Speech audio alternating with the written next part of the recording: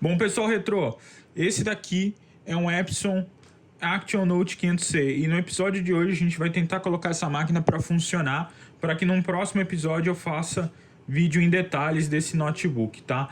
Ele é uma máquina 486, mas a gente vai ver detalhes disso mais pra frente, tá? O que a gente precisa fazer para ela funcionar? Essa é uma máquina que, até onde eu sei, ela funciona. Ela ficou um bom tempo guardada aí, eu adquiri da pessoa, mas a pessoa falou que ela funcionava e que era de uso dela. Ela é uma máquina que está muito bem conservada, tirando os amarelados. Ela está muito bem conservada e a única coisa que falta é HD, bateria e a fonte de energia. A fonte de energia a gente vai ver agora, vai ser a primeira coisa para a gente tentar fazer essa. Bom, pessoal, então esse Epson Action Note 500C aqui, ele tá em excelentes condições, tá? Dá pra ver aqui que ele tá em excelentes condições, tá? Tá faltando a tampinha traseira aqui. Essa tampinha aqui, ela tá inteira, mas ela tá caindo, tá? Ela não tá ficando fixa aqui corretamente, tá? Mas de resto, ó, dá pra ver que ele tá bem inteiro mesmo. É um notebook bem inteiro. Tirando o amarelado e o ressecamento do plástico, tá? O amarelado, talvez com Retrobrite a gente consiga voltar. E o ressecamento, eu testei o Restaurax, que é geralmente o produto que eu uso para restaurar plástico, e nem ele deu jeito nesse ressecamento. Esse notebook era para ser de uma cor um pouquinho mais escura que esse cinza que ele tá aqui ressecado. Então talvez um produto mais forte para isso resolva, tá? E o amarelado, fazer um Retrobrite e ver se volta um pouco, tá? Ele tá bem... Ele chega a tá até alaranjado, tá? Mas isso é uma coisa que, se esse notebook funcionar, e mais pra frente a gente desmonta ele e dá um trato nessa parte plástica dele, tá? Mas ele tá bem inteiro. O que ele precisa para funcionar? Primeiro passo é arrumar a fonte, tá? Ele usa uma fonte com esse conector DIN aqui, tá? De 4 pinos, só que ele só tem aqui nos 4 pinos, basicamente só 2 pinos desses estão ligados, tá? Eu não tenho essa fonte. A fonte que ele fala aqui, ó, é uma fonte de 15.5 volts, tá? 1.8 ampere. Eu não tenho essa fonte, então o que eu fiz foi comprar uma fonte daquelas universais de 12 a 24 volts, tá? E eu tenho uma fonte aqui de 5 volts que tá queimada, que tem o conector DIN. Então o que a gente vai fazer? A gente vai montar um adaptador para usar essa fonte com esse conector DIN aqui, tá? Pra gente tentar ligar essa máquina e fazer ela funcionar. Então agora eu vou fazer isso, vamos montar esse adaptador aí e tentar ver se essa máquina vai ligar. Eu espero que ela não dê nenhum problema e que ela dê imagem e funcione, porque já adianta o nosso trabalho, porque senão a gente vai ter que desmontar e entender o que está de errado nela. Mas vamos lá, vamos fazer essa fonte aí e testar essa máquina.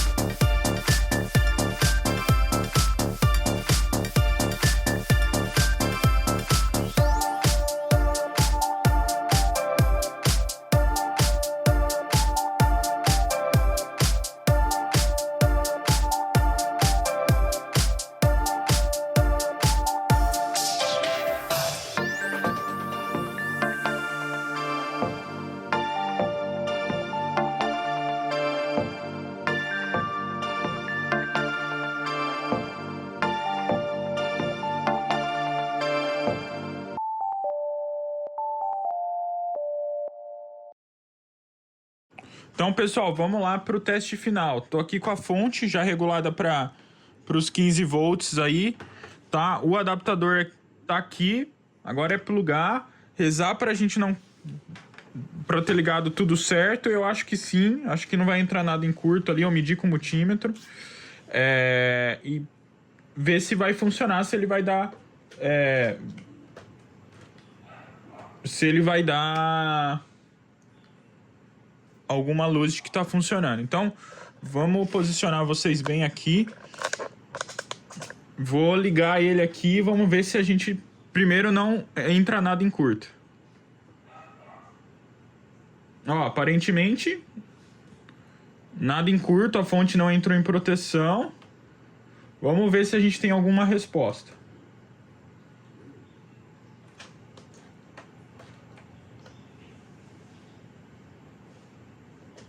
Nada. Nenhum sinal de vida.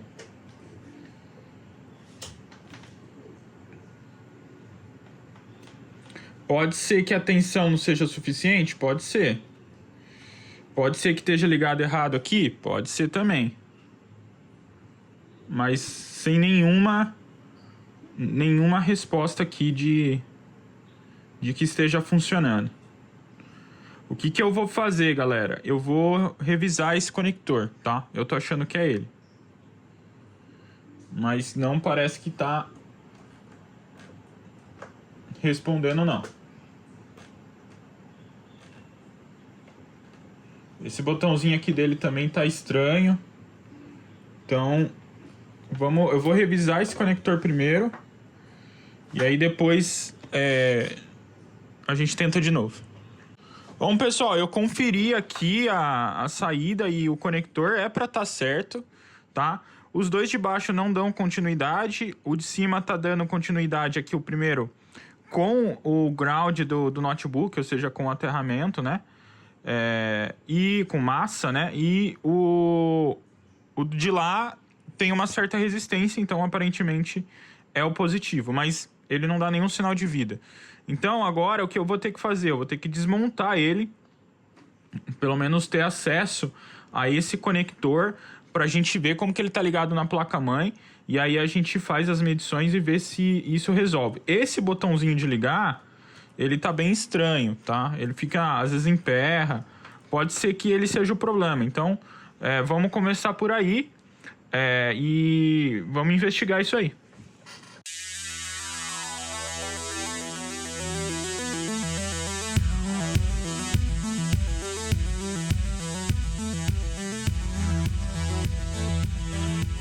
Bom, pessoal, então tá desmontado. Ele é um notebook que é bem modular, essa placa-mãe. E essa aqui aparentemente parece ser a PCB dele, tá? Então, do que eu notei aqui é o seguinte, ó. Realmente, aqui na parte de trás, a gente vê dois conectores, que são os dois de baixo aqui, que não estão conectados em lugar nenhum, tá? Eles estão soldados aqui, mas não estão conectados em lugar nenhum. E aí aqui a gente aparentemente tem o negativo e o positivo, tá? O positivo aparentemente é esse. E esse aqui aparentemente é o negativo, ó, porque ele está conectado ao massa aqui, tá? Da placa, tá? Então, só pra gente medir, vamos medir aqui, ó. Vou colocar na parte de continuidade. E olha só. Então, esse aqui é o negativo. Esses dois não estão conectados em nada, né? Então, esse aqui é o negativo. E esse aqui está conectado no primeiro aqui, né? Vamos ver? Olha lá, no primeiro. Esse daqui, que seria o positivo, olha lá, tá conectado aqui no segundo, então tá certo. Ó, aí a gente tem essa resistência que provavelmente é desse componente aqui, que parece ser um capacitor. Então, tem resistência. Se a gente seguir essa trilha, ela vem aqui do outro lado, né? Difícil, é bem compacto esse carinha aqui. Vamos testar esse botão aqui. Pra ver se quando a gente... ó, pressiona ele, se ele tem... se ele tá funcionando. Não tô vendo nenhum sinal de que esse botão esteja funcionando. E eu não sei não, hein? Aparentemente ele já foi trocado. Parece que ele já foi trocado esse botão. Tem bastante resíduo aqui nessa área, ó.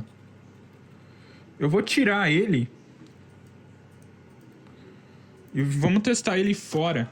Eu vou desoldar ele e vamos testar ele fora. Que pode ser que seja esse botão aqui o problema.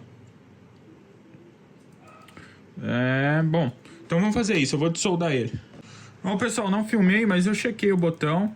E ele tá em ordem. Aparentemente, ele deve mandar um sinal na hora que aperta o botão para esse componente aqui, tá? Essas duas perninhas, as únicas duas perninhas que eu encontrei que estão ligadas, tá? Então, deve ser isso. Mas ele não tá funcionando, então vamos fazer algumas medições só pra gente ver. Eu vou conectar aqui a fonte. Tá ligada.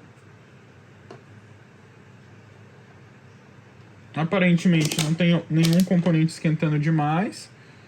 Vamos medir aqui para ver se está chegando tensão aqui, ó. Não tá chegando tensão. O que a gente tem aqui? Será que...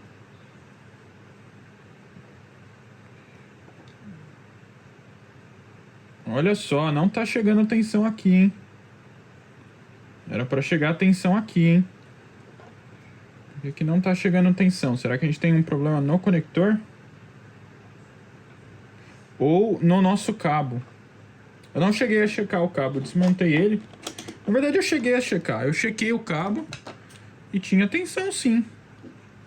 Por que que você não tem tensão? Será que tá no pino errado? Será que eu inverti? De novo. Vamos testar os outros, né? Então...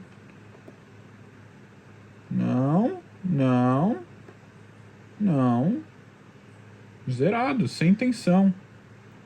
Será que a gente tem um problema no conector? Sem tensão. A fonte não parece ter entrado em curto, em proteção. Vamos testar aqui, ó, a fonte.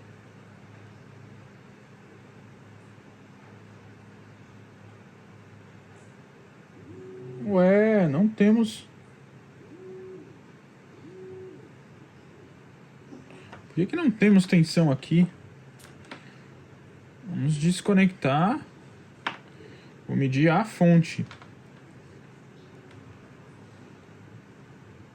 A fonte está dando 15.4. Se eu conecto aqui, meço aqui, não tem tensão. Opa. Temos um problema, Houston. E eu achando que era notebook, hein? Então, galera, eu desmontei todo o notebook pra chegar à conclusão que meu plug não tá funcionando. E olha que eu testei ele e eu tinha certeza que ele tá funcionando. Tem algum mau contato em algum lugar aqui, tá? Eu vou resolver isso, vou ver se as tensões vão chegar aqui. Mas, curiosidade, esse 486 aqui usa um chip Dallas, famoso chip Dallas problemático aí pro clock, tá? E... DS1287, né? E ele é suqueteado, tá? Então isso é interessante porque facilita muito. A gente vai ter que mexer nesse chip Dallas, eu tenho certeza absoluta, porque a bateria dele interna já deve ter ido para o espaço. Se a máquina não botar, é a primeira coisa que eu vou mexer, tá? E tem um esqueminha que você faz com a Dremel aqui para chegar na bateria dele interna e você trocar. Tem também uma maneira de, com ar quente, a gente derreter esse epóxi dele aqui, puxar o chip para fora e fazer um esquema bem melhor. Eu provavelmente vou tentar isso, tá? Até porque se eu for substituir esse chip Dallas, eu vou substituir ele por uma solução mais moderna aí, tá? Então, mas por enquanto, vamos deixar aqui. É interessante que eles deixaram ele soqueteado aí para você poder trocar, tá? Eu vou resolver esse plug aqui e eu já volto com vocês.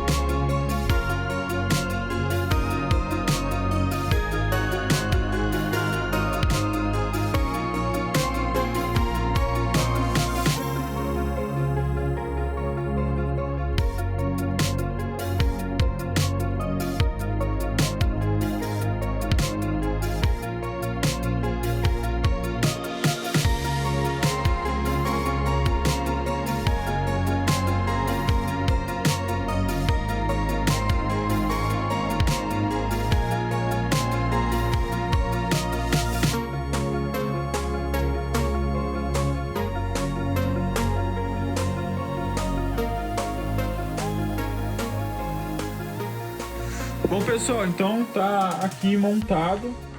Eu troquei o conector aqui, o problema é o conector aqui que tava com problema. Eu tô bem confiante que vai funcionar, então eu só vou plugar ele e ver se essa máquina vai dar vida aí, tá? Vamos ver. O botão eu chequei, tá funcionando, eu remontei ela inteira. Vamos ver se ela vai dar vida, tá? Pode ser que o chip clock lá, o Dallas, intervinha nela bootar, tá? Mas... ó, a gente tem sinal de vídeo. Opa, tem sinal de vídeo. Vamos ver se eu consigo chegar num brilho, num contraste. Essa tela tá ruim, hein? Ela tá bootando. Mas a tela, coitada, essa tela foi pro... realmente essa tela, coitada, tá bem desgastada, hein? Bem desgastadinha. Ó, eu vou mostrar de perto pra vocês. Então, pessoal, olha só, ele bootou lá, ó. 486 SLC 2, 50 MHz. Tá com 4 MB de memória, tá? E é isso aí, tá? Tá sem o disco, tá? Mas bootou. Mas a tela realmente, coitada, ela tá bem assim. O contraste aqui tá no mínimo. E o brilho no mínimo. Pra aparecer alguma coisa. Porque ela tá bem... olha só. Tá? A telinha tá bem judiada, tá? Eu vou colocar um disco aqui para bootar, e depois a gente vai pensar no que fazer com essa tela. Mas vamos arrumar um flop aqui para bootar um DOS. Mas que bom que a máquina deu vida aqui, né? Muito interessante. Eu acho que eu tenho um HDI IDE que dá pra gente colocar aqui e usar nessa máquina. Bom, pessoal, hoje é dia de chuva, então vocês provavelmente estão ouvindo a chuva aí de fundo, mas vamos lá. Então tá aqui o Action Node funcionando. Eu acabei de usar o ThinkPad aqui para criar um CD de instalação do MS-DOS 5.0. Um CD não, desculpa, um flop de instalação do MS-DOS. Mas tá aqui, tá funcionando ele certinho, tá? A tela realmente ela tá muito ruim. Realmente essa tela tá bem condenada mesmo, tá? Eu não acredito que isso seja um problema do circuito aqui. Eu até tirei o circuito aqui e mexi nos fiozinhos aqui e não mudou nada, tá? Eu vou desmontar essa parte aqui pra gente ver a tela por dentro, pra ver se tem sinal de alguma corrosão, algum capacitor estufado, alguma coisa que possa ser facilmente corrigido. Muito provavelmente a gente vai precisar substituir essa tela, e eu vou falar disso mais pra frente, mas ele tá funcionando. O outro problema que tem nesse carinha é o chip Dallas lá, que a bateria dele já foi, então a gente tem que resolver esse chip Dallas e eu vou tentar resolver nesse vídeo ainda, tá? Então, ele tá funcionando sem problema algum, tá? Funciona perfeitamente. Então agora vamos ver essa tela por dentro. Depois a gente vai resolver o chip Dallas e concluir esse vídeo por enquanto, tá? Então vamos lá.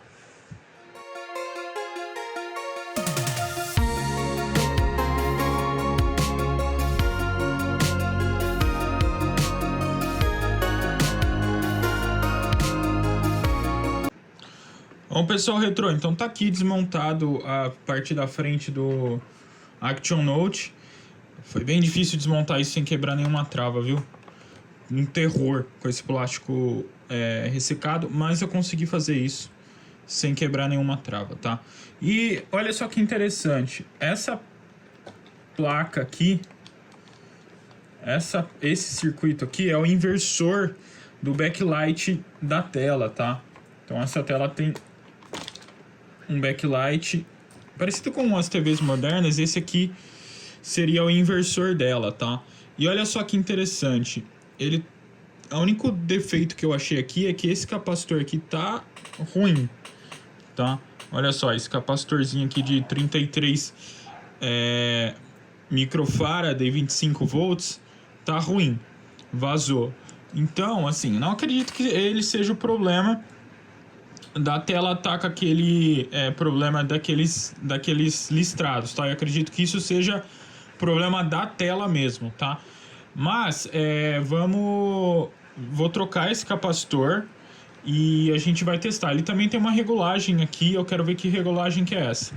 Então vamos trocar esse capacitor e a gente testa. Eu também quero ver se tem algum número de modelo de tela para a gente pegar o datasheet, para que se caso eu for adaptar uma tela ou se eu for substituir a tela, eu encontre uma nas mesmas dimensões e equivalente para a gente fazer a substituição, tá? Então, a primeira coisa é substituir esse capacitor e ver como que se comporta esse carinha, tá? Então vamos fazer isso.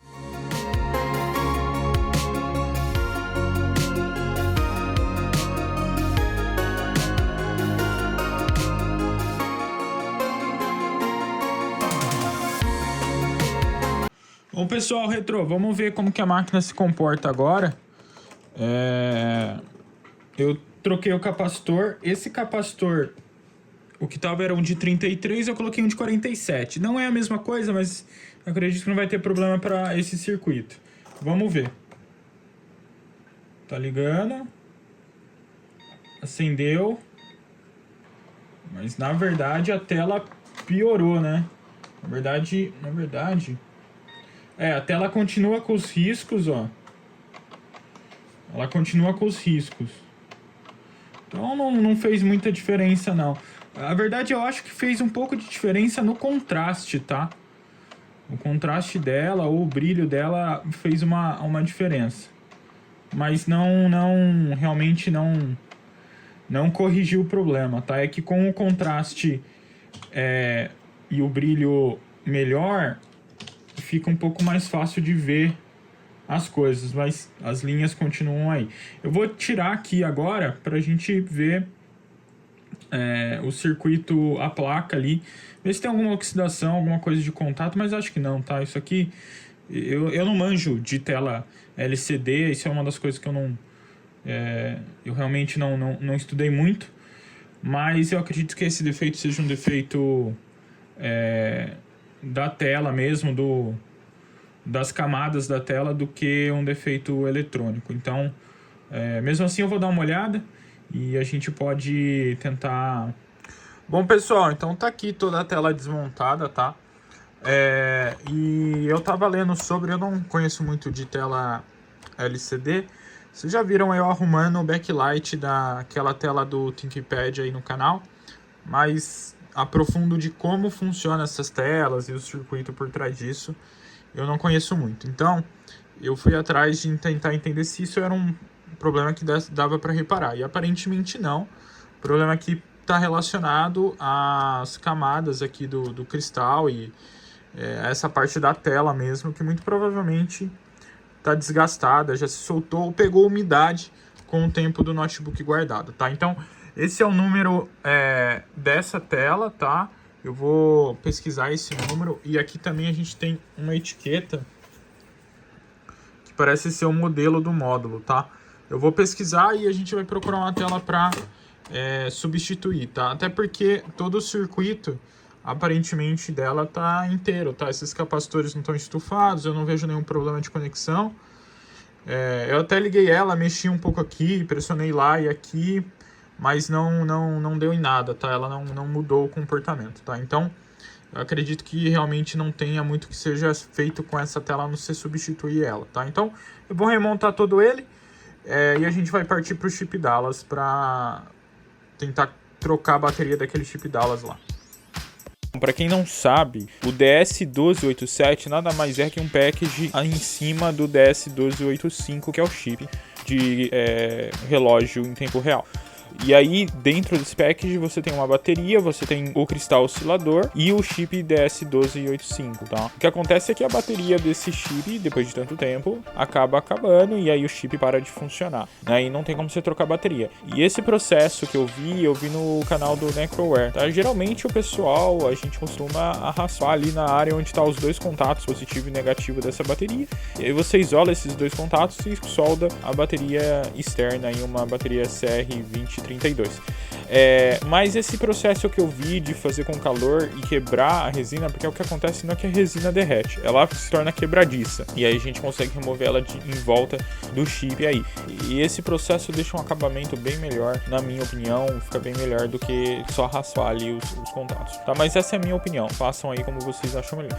Não foi difícil, a única questão é que você não pode manter muito tempo o chip ali no calor, tá? Porque senão você vai acabar torrando esse chip. Eu mantinha alguns segundos, já tirava e tentava tirar a resina, voltava no calor, esquentava mais um pouco, tirava e ia quebrando a resina ali. Em questão de alguns minutos eu consegui tirar toda a resina do chip e ter acesso à parte interna digo, a parte da bateria e do oscilador para colocar uma bateria nova, soldar o oscilador, porque aí é uma outra curiosidade, eles só enrolavam as perninhas do oscilador no contato, porque eu acho que como teoricamente o epóxi ia por cima, ele ia deixar bem fixo ali a perninha do oscilador com as perninhas do chip. E então tem que soldar. Como eu tirei, tem que soldar, senão o oscilador sai. Mas é isso aí. Foi um processo bem tranquilo.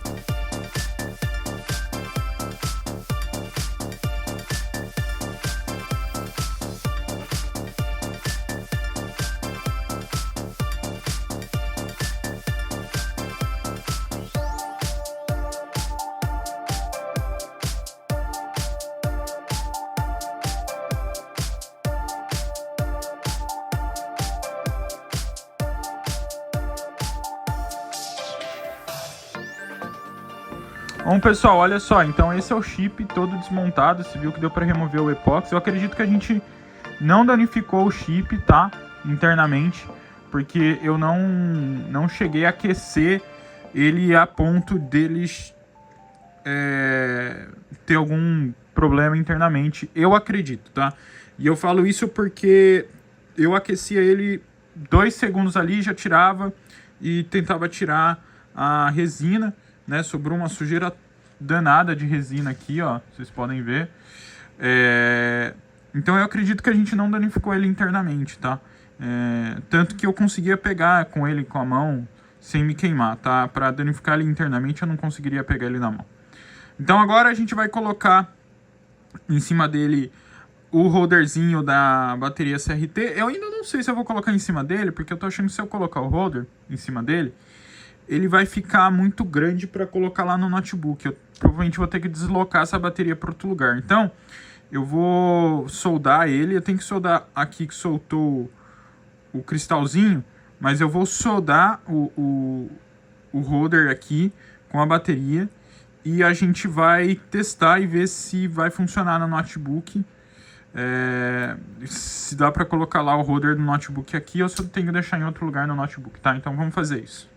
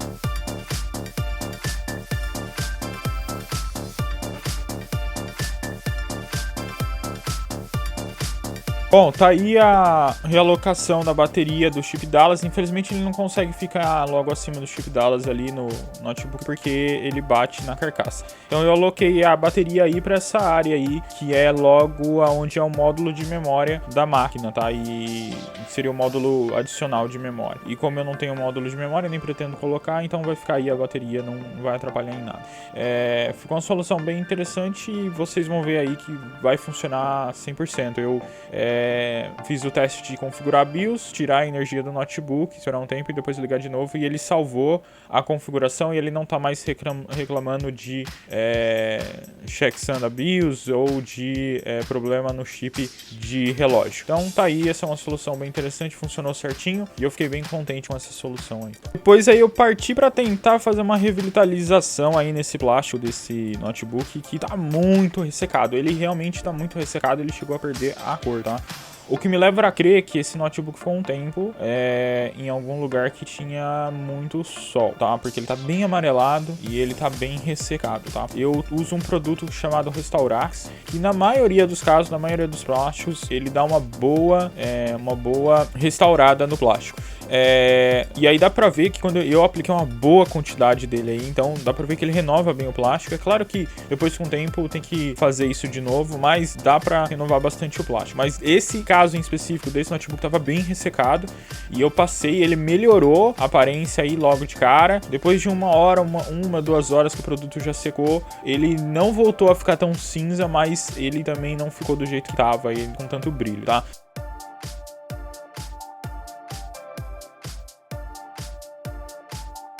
Bom, então eu parti para a instalação do Windows 3.11, coloquei um HD nessa máquina aí, uns 8 GB de espaço, já é mais que suficiente para instalar o Windows 11, e aí com o meu fiel escudeiro IBM ThinkPad, fiz a instalação completa desse Windows 3.11 aí, e funciona muito bem nessa máquina, dá para ver eu testando os aplicativos, os jogos e funciona 100%. Eu coloquei no monitor externo para ficar melhor para visualizar no vídeo, porque o monitor do notebook realmente está bem ruim e então fica melhor, principalmente com o Windows, que é muito branco ali, some muita coisa no LCD do notebook e no monitor externo fica bem melhor para a gente visualizar.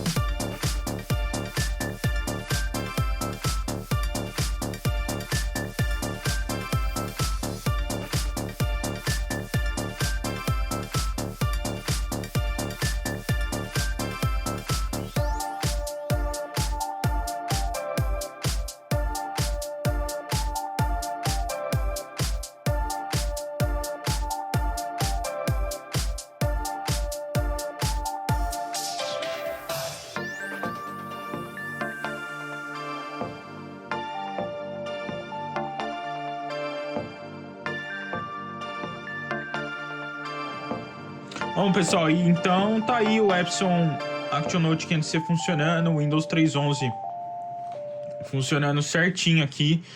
A máquina tá funcionando perfeita, tirando a tela LCD dele que realmente precisa ser trocada. Aquele hack no módulo RTC lá, o chip Dallas, funcionou perfeitamente. O chip tá funcionando perfeitamente. Então, tirando a tela LCD, esse notebook tá funcionando perfeitamente. É claro, falta a bateria, mas a bateria é irrelevante. Até a maioria dos meus notebooks antigos eu não me importo muito com bateria. Por quê? Porque eles ficam muito tempo guardados.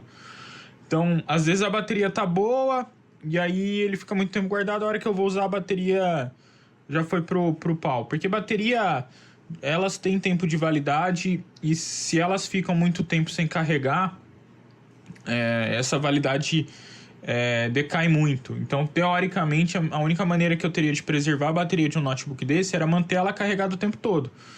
O que é meio inviável, né? Ter que deixar os notebooks conectados na tomada aí só para ficar carregando bateria. É a mesma coisa que a bateria de carro, bateria de no-break. Se você deixa ela descarregar por muito tempo, ela para de funcionar.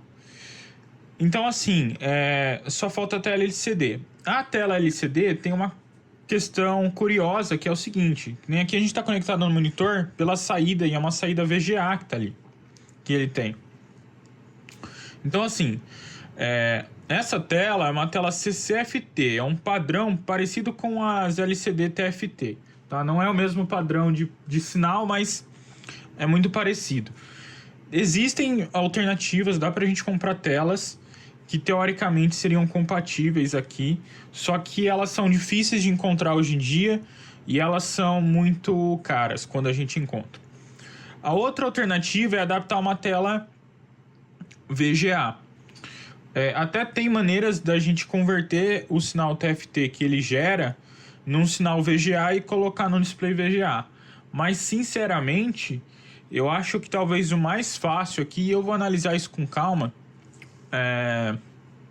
adaptação de tela LCD em notebook é uma coisa que, se eu fiz uma vez só, se bem me lembro. Mas eu acho que talvez o mais fácil aqui seria colocar uma tela VGA ou uma tela IPS, uma tela mais recente aí, que é mais acessível. Essas telas que o pessoal costuma usar em Raspberry Pi, né, nesses projetinhos, coloca uma tela dessa aí, VGA, com saída de vídeo VGA, e a gente adapta o notebook para essa saída de vídeo VGA ser conectada nessa porta externa que esse monitor está conectado. E aí, se for o caso, se eu realmente quiser usar a porta externa dele, a gente pode colocar um switchzinho que alterna entre o LCD interno e o LCD externo, para quando eu quiser usar o LCD externo. Eu acho que é muito mais fácil adaptar isso assim do que eu ter que dar conta do sinal interno da tela interna. Mas enfim, isso vai ficar mais para frente. Quando eu decidir o que fazer, a gente vai provavelmente fazer alguns testes e vai substituir essa tela, mas isso só mais para frente. Eu tô contente que o notebook tá funcionando.